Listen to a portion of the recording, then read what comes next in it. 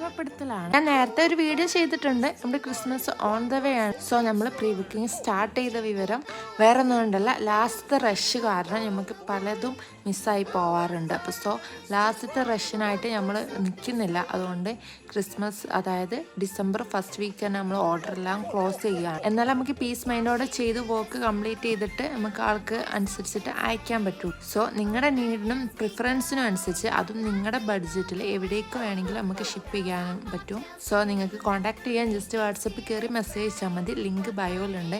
മാത്രമല്ല ഒരു give away plan ചെയ്യുന്നുണ്ട്. അപ്പോൾ ഇങ്ങനെ നിങ്ങൾക്ക് ഇൻട്രസ്റ്റ് ഉണ്ടെങ്കിൽ നമ്മൾ ഗിവ് അവേ പ്ലാൻ ചെയ്യുള്ളൂ.